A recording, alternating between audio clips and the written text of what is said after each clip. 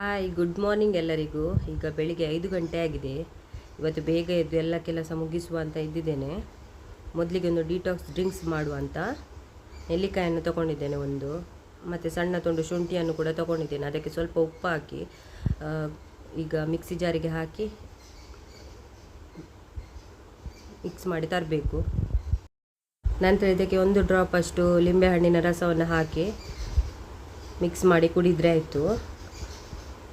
ಇದು ಹೆಲ್ತಿಗೆ ಕೂಡ ತುಂಬ ಒಳ್ಳೆಯದು, ನೆಲ್ಲಿಕಾಯಿ ಜ್ಯೂಸು. ನಂತರ ಒಂದು ತಿಂಡಿಗೆ ರೆಡಿ ಮಾಡ್ತಾ ಇದ್ದೇನೆ ಅಕ್ಕಿ ರವೆಯನ್ನು ಉಪಯೋಗಿಸಿ. ಮೊದಲಿಗೆ ಇದಕ್ಕೆ ಒಂದು ಒಗ್ಗರಣೆ ಕೊಟ್ಟು ನಂತರ 2 ಕಪ್ ಅಷ್ಟು ನೀರು ಹಾಕಬೇಕು. 2 ಕಪ್ ಅಕ್ಕಿ ರವೆಗೆ 4 ಕಪ್ ಅಷ್ಟು ನೀರು ಹಾಕಿ ಸ್ವಲ್ಪ ರುಚಿಗೆ ಎಷ್ಟು ಬೇಕು ಅಷ್ಟು ಉಪ್ಪು ಹಾಕಿ ಕುದಿಲಿಕ್ಕೆ ಬಿಡಬೇಕು.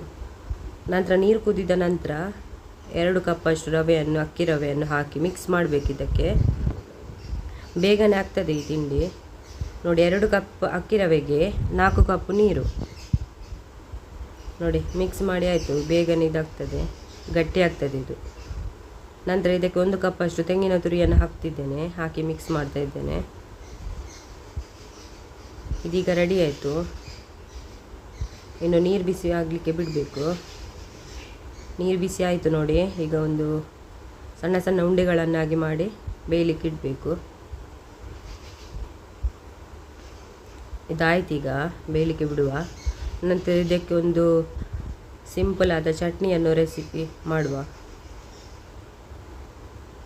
ಇಲ್ಲಿ 1 ಕಪ್ ಅಷ್ಟು ತೆಂಗಿನ ತುರಿ ತೊಗೊಂಡಿದ್ದೀನಿ, ಒಂದು ಸಣ್ಣ ತುಂಡು ಹುಳಿ, ಒಂದು 2 ಹೆಸರು ಬೆಳ್ಳುಳ್ಳಿ, ಸಣ್ಣ ತುಂಡು ಶುಂಠಿ, 2 ಕಾಯಿ ಮೆಣಸನ್ನು ತೊಗೊಂಡಿದ್ದೇನೆ. ಇನ್ನು ರುಚಿಗೆ ಬೇಕಾದಷ್ಟು ಉಪ್ಪನ್ನು ಹಾಕಿ ರುಬ್ಬಿ ತರುವ.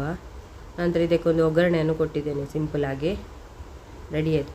ಈಗ ಮಾವಿನ ಹಣ್ಣಿನ ಒಂದು ಹಸಿ ಮಸಾಲೆ ತೆಗೆಯುವ. ಒಂದು 7-8 ಉದ್ದ ಮೆಣಸು, ಒಂದು ಸಣ್ಣ ತುಂಡು ಹುಳಿ, ಒಂದು 4-5 ಹೆಸರು ಬೆಳ್ಳುಳ್ಳಿ, 2 ಚಮಚ ಹಸಿ ಸಾಸಿವೆ, 1 ಚಮಚ ಹಸಿ ಜೀರಿಗೆ. ನಂತರ ಒಂದು ಬಾಣಲೆಗೆ ಒಂದು ಸ್ವಲ್ಪ ಬೆಳ್ಳುಳ್ಳಿ ಮತ್ತು ಒಗ್ಗರಣೆಗೆ ಜೀರಿಗೆ, ಉದ್ದಿನಬೇಳೆ, ಸಾಸಿವೆ ಹಾಕಿ ಫ್ರೈ ಮಾಡಬೇಕು. ನಂತರ ಸಿಪ್ಪೆ ತೆಗೆದ ಮಾವಿನ ಹಣ್ಣನ್ನು ಹಾಕಿ ಚೆನ್ನಾಗಿ ಫ್ರೈ ಮಾಡಬೇಕು. ನಂತರ ಇದಕ್ಕೆ ಗ್ರೈಂಡ್ ಮಾಡಿ ತಂದಂಥ ಹಸಿ ಮಸಾಲೆಯನ್ನು ಕೂಡ ಸೇರಿಸಿ ಒಮ್ಮೆ ಮಿಕ್ಸ್ ಮಾಡುವ. ನಂತರ ರುಚಿಗೆ ಬೇಕಾದಷ್ಟು ಉಪ್ಪು, ಒಂದು ಸಣ್ಣ ತುಂಡು ಬೆಲ್ಲ ಹಾಕಿ ಇದನ್ನು ಕೂಡ ಒಮ್ಮೆ ಮಿಕ್ಸ್ ಮಾಡಿ ಕುದಿಲಿಕ್ಕೆ ಬಿಡುವ. ಕುದಿದ ನಂತರ ಇದಕ್ಕೆ ಸ್ವಲ್ಪ ತೆಂಗಿನ ಹಾಲನ್ನು ಸೇರಿಸಿ ಮಿಕ್ಸ್ ಮಾಡಬೇಕು. ಹಾಗೆ ಇಡೋದು ರೆಡಿ ಆಗ್ತದೆ. ಸ್ವಲ್ಪ ಮೇಲೆ ಕೊತ್ತಂಬರಿ ಸೊಪ್ಪು ಹಾಕಿ ಮಿಕ್ಸ್ ಮಾಡಿದರೆ ಆಯಿತು. ಇಲ್ಲಿ ಅನ್ನಕ್ಕೆ ನೀರಿಟ್ಟು ಬಿಸಿ ಆಗಿದೆ. ಇದಕ್ಕೆ ಅಕ್ಕಿ ಹಾಕ್ತಿದ್ದೇನೆ, ಇದು ಬೇಯಲಿ. ನಂತರ ಟೀ ಕುಡಿತಾ ಇದ್ದೇನೆ. ಈಗ ತಿಂಡಿ ಮತ್ತು ಟೀಯನ್ನು ಕುಡಿತಾ ಇದ್ದೇನೆ. ಇವತ್ತಿನ ವ್ಲಾಗನ್ನು ಕೂಡ ಎಂಡ್ ಮಾಡ್ತಿದ್ದೇನೆ.